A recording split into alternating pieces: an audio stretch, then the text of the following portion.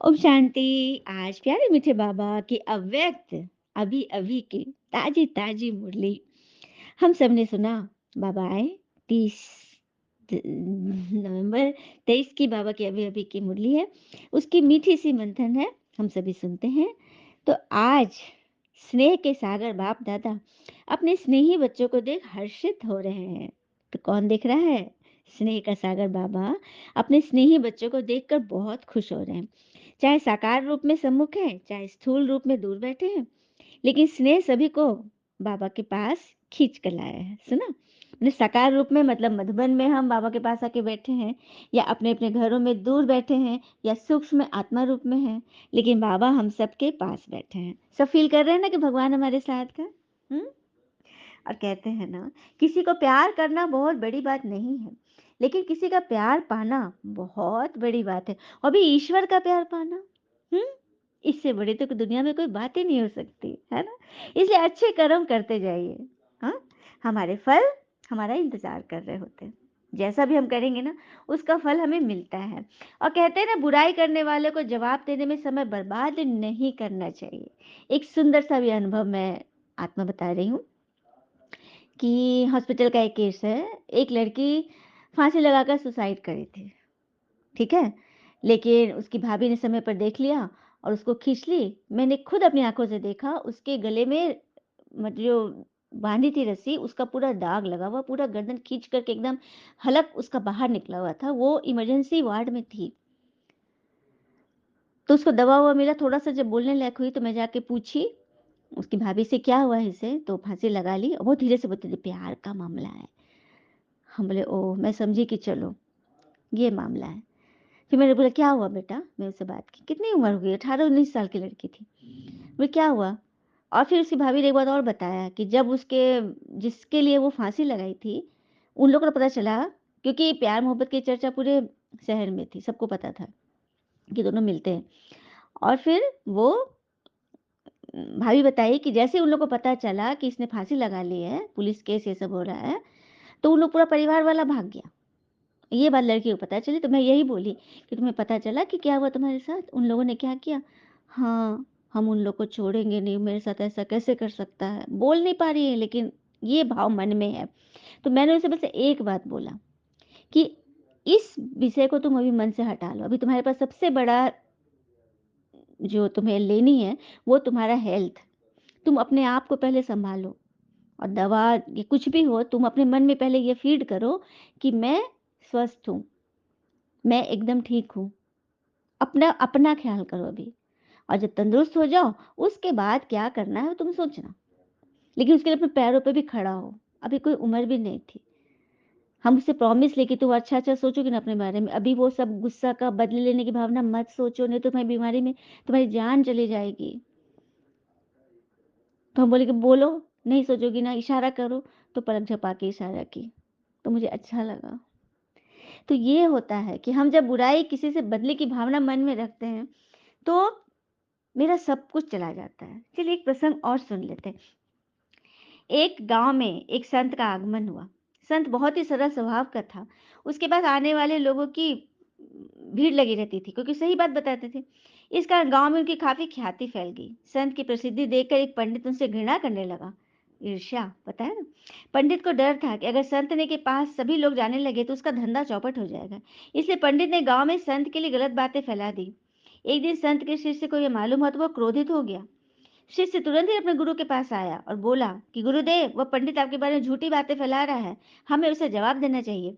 संत ने कहा, तुम गुस्सा न करो, क्योंकि अगर उसे जवाब देंगे तो क्या ये बातें फैलना बंद हो जाएगी? ये बातें तो होती ही रहेगी, इसलिए हमें उसे जवाब देने में समय बर्बाद नहीं करना है। संत ने शिष्य को समझाया कि जब हाथी चलता है तो कुत्ते भौंकते ही हैं। अगर हाथी उन कुत्तों से लड़ने लगेगा तो उसका भी कद छोटा हो जाएगा, वह कुत्तों के समान माना जाएगा।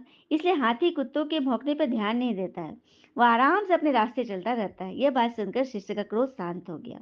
तो बस वही बात है, हमें बुराई करने वाले को जवाब देने में समय बर्बाद नहीं करना चाहिए, क्योंकि ऐसा करने पर हमारा ही नुकसान है। हमारे मन बुद्धि पर उसी का कंट्रोल हो गया। हम्म। तो हम इतने कमजोर तो नहीं हो सकते ना। इसीलिए हम सभी बाबा के पास बैठे हैं, तो वही बैठे हैं जिनके मन में भगवान के अलावा कोई बात नहीं है। फिर बाबा ने बोला, स्नेह का गीत सभी के दिलों में बज रहा है ना? हुँ? स्नेही इस देह और देह के संबंध से प्यारे रहते हैं। इस देह से, देह के जितने भी नाते रिश्तेदार जितनी भी बातें हैं, उन सब से वो न्यारा और प्यारा है।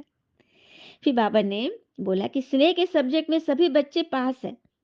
तो एक है स्नेह, दूसरा है सर्वशक्तिवान बाबा द्वारा जो शक्तियों का खजाना मिला है। ये आप सभी को बराबर बाबा ने बराबर बाँटा है, बराबर दिया बाबा ने, है ना? तो जितना स्नेह समाया हुआ है उतना ही सर्वशक्तियाँ भी समाई हुई है। तो जितना स्नेह आप भगवान से कर रहे हो, तो भगवान के साथ देखो संग का रंग तो लगता है ना? हुँ? लगता है ना? अब जैसे हमें किसकी भाषा बोलनी है? बाबा की भाषा। सुनिए, जैसे कोयल अपनी भाषा बोलती है इसलिए आज़ाद रहती है, लेकिन तोता दूसरे की भाषा बोलता है इसलिए पिंजरे में बंद रहता है, ज़िंदा रहकर भी गुलामों जैसा है। हुँ? तो दूसरे की बातें, दूसरे के भाव, दूसरे के विचार, मतलब दूसरे की अनवांटेड चीज़ें, मतलब कि जो हमें पसंद नहीं है, किसी ने कुछ बोला उसको हम अपना बना लेते हैं, तो फिर फँस गए। इसीलिए दूसरे पर ध्यान नहीं देना है, खुद पर ध्यान दो। फिर बाप दादा ने सभी बच्चों को एक जैसी सर्वशक्तियाँ दी हैं। मास्टर सर्वशक्तियाँ आप सभी हो। अपना स्वमान मास्टर सर्वशक्तिवान कहते हो ना? बाप दादा चारों ओर के बच्चों से पूछते हैं कि हर एक अपने में सर्वशक्तियों का अनुभव करते हो? सदा सर्वशक्तियाँ तो आप शिव शक्ति की ऑर्डर प्रमाण चलती हैं। सर्वशक्तियाँ तो आप शक्ति सेना के ऑर्डर प्रमाण चलती है, और समय पर अधिकारी ऑर्डर करे और शक्ति जी हुजूर करे, तभी तो कहलाएंगे ना स्वराज अधिकारी। हम्म।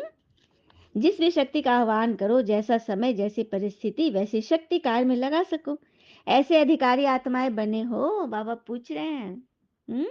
बने हो कि समय पर अपनी शक्ति को लगाओ, कि घमंडी बन गए हो?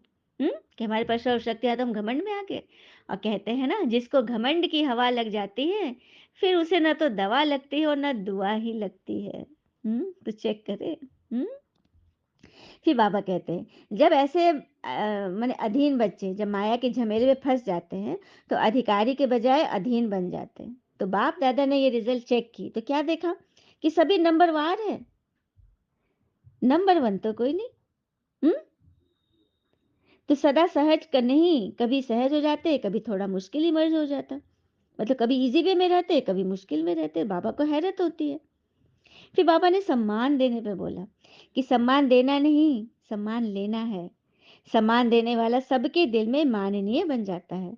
ब्रह्मा पिता का उदाहरण बाबा ने बोला कि देखा उनको, ड्रामा के फर्स्ट आत्मा आदि देव होते हुए भी सभी को सम्मान दिया, बड़ों को छोटों को समान को, सभी को सम्मान दिया।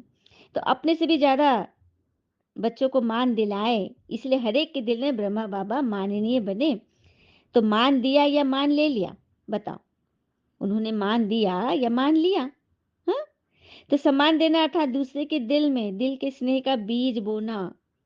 मैं विश्व कल्याणकारी आत्मा हूँ, सम्मान में सहज रूप से मैं स्थित होती हूँ। दुआएं दिल की मिलती है, और आपके पास तो दुआओं का भंडार है।